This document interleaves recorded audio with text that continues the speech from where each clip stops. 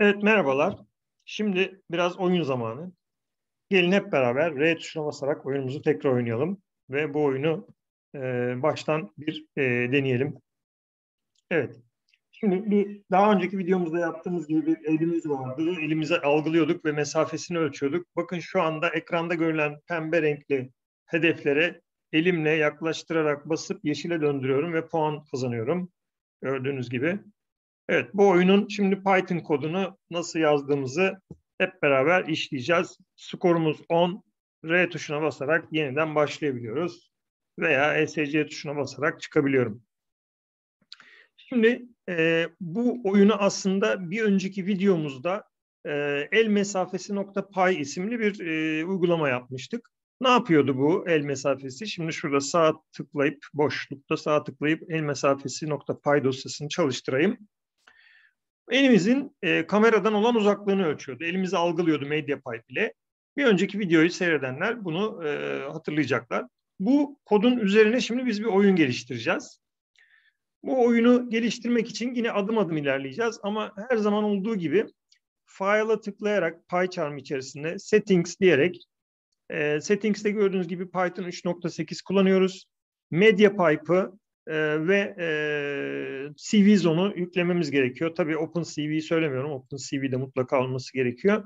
Bunları nasıl yükleyeceğimizi anlatmıştık. Buradan artıya tıklayarak, buradan örneğin CVZone yazarak, burada CVZone seçiliyken Install Package'e tıkladığımızda bu CVZone'u yükleyecek.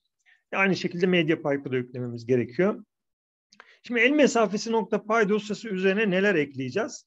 Bunu adım adım ilerleyelim. Bunun için de basit oyun 2, basit oyun 1 şeklinde iki kademeli bir şekilde ilerleyeceğiz. Basit oyun 2'yi önce açalım. Bunda aslında temel olarak bu el mesafesi nokta payın üzerine devam edeceğiz. Şimdi buna tıklayarak bunları kapatayım. Basit oyun 2'den başlayalım. Şimdi şu anda şu andaki haliyle bu uncomment yani comment'i kaldırdıklarım dışındaki olanlar zaten el mesafesi nokta py dosyasının aynısı. Onları zaten işlemiştik. Bir önceki videoya bakabilirsiniz. Şimdi burada random kullanacağız biraz sonra yeri geldiğinde. Bir counter saydıracağız. Counter ne için? Şimdi biraz sonra bunun sayaç bu. Sayacımızı önce sıfırlıyoruz. Sonra ilerlersek diyorum ki eğer distance yani santimetre cinsinden mesafe 40'ın altındaysa yani elimi kameraya yaklaştırırken bu 40 santimetrenin altına düştüyse bu ne yapacak? Klikleme görevi görecek ve hedefi pembeden yeşile döndürerek başarılı bir puan kazandıracak bana, skor kazandıracak. Sonra ikinci if'e geliyorum. Burada if x küçüktür cx küçüktür x artı v and diyorum ve diyorum y küçüktür cy küçüktür y artı h. Bu ne demek şimdi? Bunu anlamaya çalışalım. Bu olursa counter'ı bire eşitleyeceğim. Bu klikleme anlamına gelecek. Şimdi kliklemeyi ne zaman yapıyoruz? Evet, birinci koşul 40'tan küçükse diyoruz. Mesafe 40'tan küçük. Bir de diyoruz ki elim benim acaba doğru yerde mi? Peki burada cx nedir? cy nedir? Cx ile cy ekranda bize gösterilen yuvarlak hedef noktanın center noktası yani merkez noktası. Peki x ve x artı v ve x, y ve y artı h nedir? Bunları şimdi size bir Paint dosyası üzerinde göstermeye çalışacağım. Şimdi diyelim ki bizim bir center noktamız var. Bu center noktamız var. Cx ve cy bunun merkez noktası. Ve bunun da etrafında bir dikdörtgen var. Ve bu dikdörtgen benim aslında az önceki kameradaki görüntüde gördüğünüz elimin etrafını çevreleyen dikdörtgen. Ve bunun şurasında x ve y koordinatları var. Yani ekrandaki şunu biraz küçültmekte fayda var. Evet. X ve y koordinatları var. Çok küçülttüm, biraz büyütebilirim. Görülebilmesi açısından.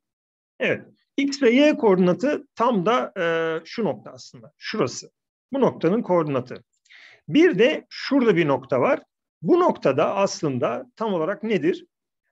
Bu noktanın koordinatı x artı w, pardon, x artı w, w width yani genişlik anlamında ve aslında diğer y koordinatı y artı h yani yükseklik, height anlamında. Şimdi eğer benim cx ve cy yani şuradaki karşılık gelen noktalar cx virgül cy yani ekranda görünen hedef noktanın merkezi Cx ve Cy noktası x, y ve x artı w, y artı h, yani benim elimin ekrandaki görünen dikdörtgenle çevrili bölgesine denk geliyorsa o zaman ben elimi bu yuvarlak bölgenin tam da üzerine getirmişim demektir. Dolayısıyla başarılı bir şekilde puanımı alabilirim. Ama puan alabilmek için bir de elimi geri çekmem gerekiyor. Yani elimi yaklaştırıp sonra geri çekmem gerekiyor ki başarılı bir puan olsun. Dolayısıyla da bu counter'ı kullanıyoruz. Yani birincisinde evet counter 1, elimi yaklaştırdım ve 40'ın altındayım. Ama ondan sonra da elimi geri çekmem gerekiyor. Dolayısıyla if counter, yani eğer counter sıfırdan farklı bir değerse 1, 2, 3 olabilir. Bu if döngüsünün içine girecek ve burada counter'ı 1 artıracağım. Sonra dikkat ederseniz hedef noktasına yaklaştırdığımda elimi renk neye dönüşüyor? Yeşile dönüşüyor. Onu da burada color'ı bu yeşile dönüştürerek yapıyorum. Sonra eğer 3'e gelirse, yani ben elimi artık geri çektiysem, puanı, skoru alacağım ve tamamen rasyonel olarak farklı bir yerde bir daha bu hedef nokta bir daha görünecek. Oyun devam etsin.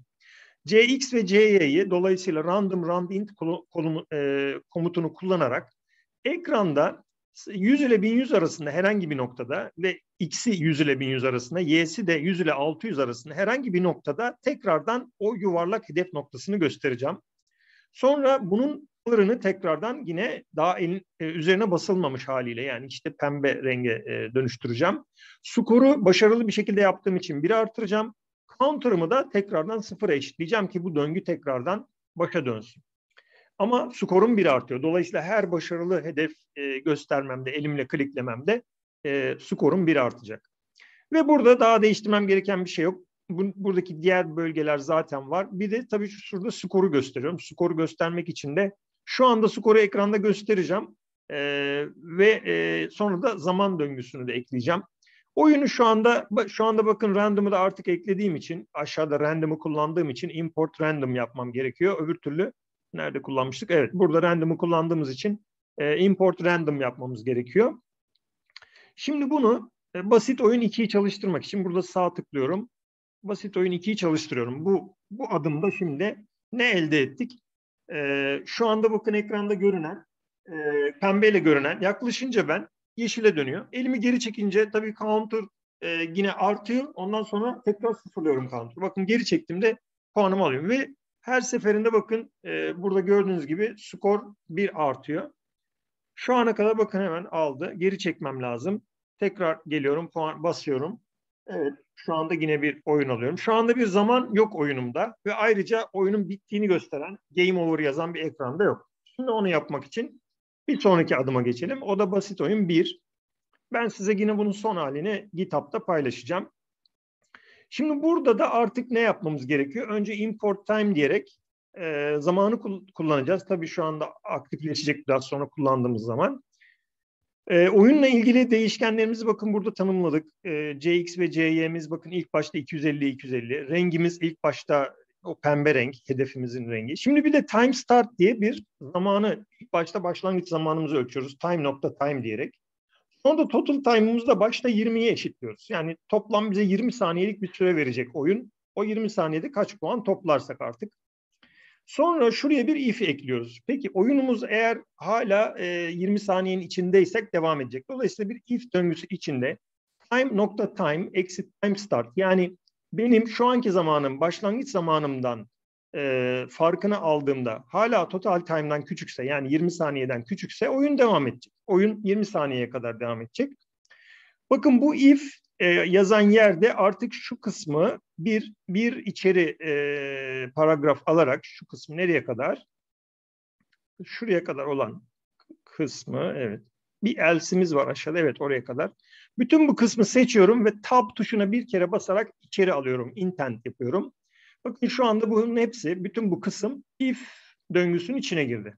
Yani bunlar ancak bu zaman döngüsü içerisinde olacak. Yani eğer hala 20 saniyemden sürem dolmadıysa.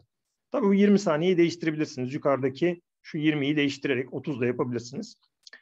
Şimdi aşağı ininde peki eğer bu 20 saniye dolduysa else durumuna düşecek. O zaman ne yapıyorum? Önce diyorum ki bir put extract diyorum. Yani bir game over yazısı yazdıracağım. Game over'ı nereye yazdıracağım? ekranda 400'e 400 noktasına. Bunun ölçeği 5 büyüklüğünde olacak. Offset'i 30 olacak. Kalınlığı da 7 olacak pardon. Sonra bu neydi benim?